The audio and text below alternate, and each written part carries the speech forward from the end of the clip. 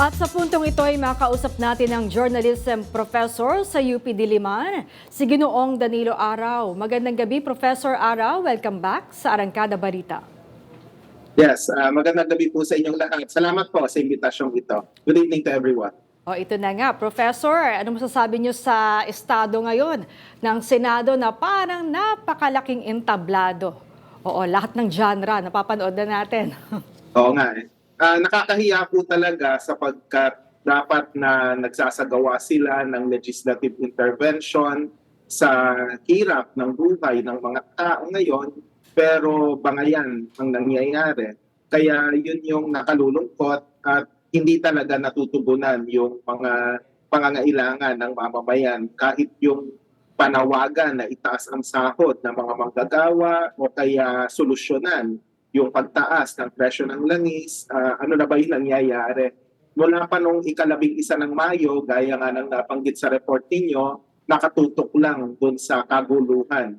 Mahalagang issue yung impeachment trial ni Vice President Sara Duterte, pero may iba pang issue na dapat na tinatalakay at hindi dapat nagdadigress sa kung saan-saan.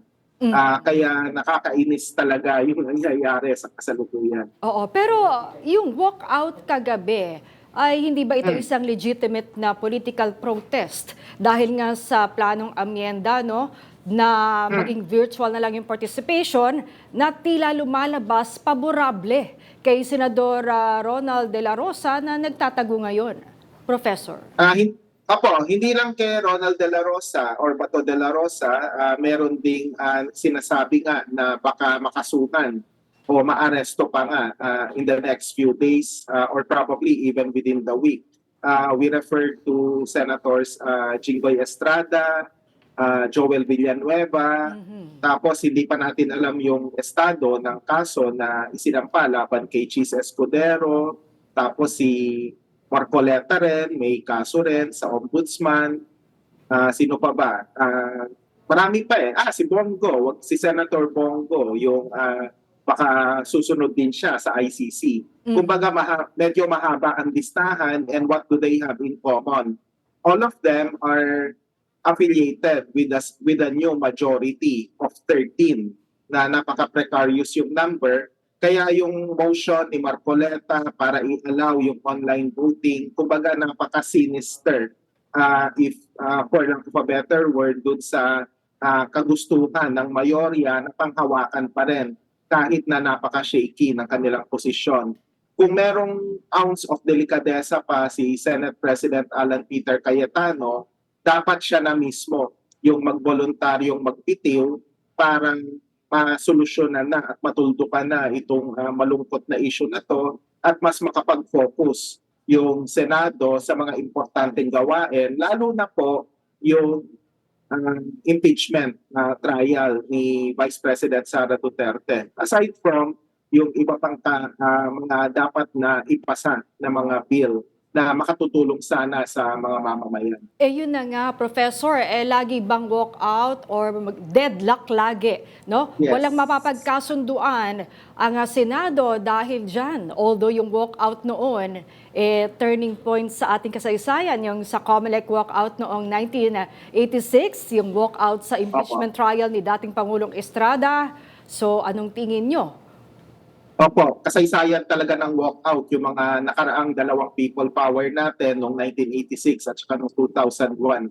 Kaya nga mas mahalaga yung reorganization ng Senate leadership, all the more, para sigurado tayo na magiging impartial to some extent yung impeachment trial. Bukod pa sa, tama po kayo, hindi dapat paulit-ulit yung pag-walkout. Kasi napaka-volatile ng ating political situation sa kasalukuyan at talagang napaka-unwieldy ng sitwasyon. At saka napaka-untenable din ng paghawak sa kapangyarihan ng bagong mayorya. Kasi unti-unti na silang nababawasan. Yung 13, 12 na ngayon. Tapos malamang kesa sa hindi, mababawasan pa yan kapag natugis na at nahuli na yung, at sumuko or sumuko yung mga iba pang makakasuhan sa iba't ibang alleged na pinagagawa nila. Yun na nga, paano ito makakaapekto? Sabi nyo, napipinto pa yung pwedeng isilbi yung warrant of arrest ng ICC sa mga natitira pa. Yung mga kasong kinakaharap ng ibang mga senador, nakaamba na rin na isampa sa kanila yung mga yan. Paano yan makaapekto sa impeachment trial? Dahil may magkakaproblema sa quorum ng Senado. Definitely, magkakaproblema, hindi lang sa impeachment trial, kundi dun sa usual na gawain ng 20th Congress. Kaya nga dapat talaga na bantayan ng mabuti itong ginagawa sa Senado. At syempre po, may options naman na available kapag kailangang magpasa ng batas. Halimbawa lang dun sa regular Congress, kailangan talaga na masigurado na mayorya o minorya, they will band together to pass yung legislation na kinakailangan. Tapos, sa usapin naman ng impeachment, the same numbers apply regardless kung sino yung physically present o hindi, 16 to convict, 9 to acquit. Kaya we expect certain senators to cross party lines and to cross certain alliances that they forged through the years para sa katotohanan. At dito papasok yung public pressure. Ang publiko, ang mga mismong mamamayan ay may susing papel po para makumbinse yung mga senador natin na boboto sila ayon sa kung ano ang tama at kung ano yung nararapat batay sa ebidensyang ilalahad sa usapin po ng impeachment. Kasi we are talking of 4 articles of impeachment laban kay Sara Duterte at kahit isa lang ang mag-result sa conviction or yun na nga. Tapos kahit ma-acquit siya sa 3, mako-convict pa rin siya. Kaya yun yung mahalaga eh. So the magic number here is 16. Kahit na sabihin mong maraming maaaresto, batay sa aking head count, kaya pa namang ma-master yung 16 votes na yan na physically present dapat yung mga senador. Kaya pa naman. Professor, di ba kayo yung nag-file ng complaint sa ombudsman laban kay Senador Rodante Marcoleta noong December? Ano pong reaksyon nyo? Umuusad na ito? Finally, umuusad na. Bagamat lilinawin ko lang, isinomite namin ito sa ombudsman noong November 2025, a few months ago.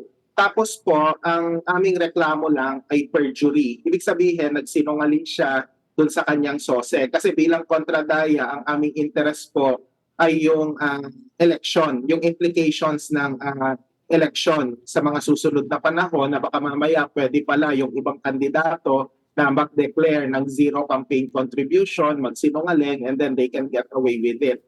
Ang ginawa ng ombudsman sa ating pagkakaalam po, patay sa kanilang pahayag kahapon sa publiko, ang datos na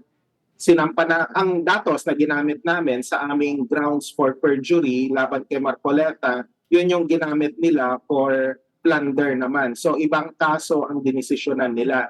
Tapos, para lang sa kaalaman ng publiko, nakuha ko yung notification ng second endorsement ng ombudsman doon naman sa COMELEC. Yung mismo naming kinomplain sa ombudsman, ipinasa ngayon sa COMELEC for comment. So, iba pa, para lang malinaw sa publiko, merong sariling desisyon yung ombudsman, yung field office investigators ng ombudsman na mag-file ng plunder, pero iba pa po yung perjury. Even if both complaints use the same set of facts. So talagang in hot water talaga itong si Marcoleta at ang problema ni Marcoleta ngayon, ang ginamit naming ebidensya yung mismong mga testimonya niya. At may kasabihan sa batas na kapag ikaw mismo ang nagsabi ng bagay na magdidiin sa'yo, mas lumalakas po talaga yung kaso. So, he's in trouble right now. I'm sorry to say. Kasabihan nga, huli sa sariling bibig. Alright, maraming salamat, Professor Danilo Araw. Magandang gabi. Magandang gabi po. Salamat.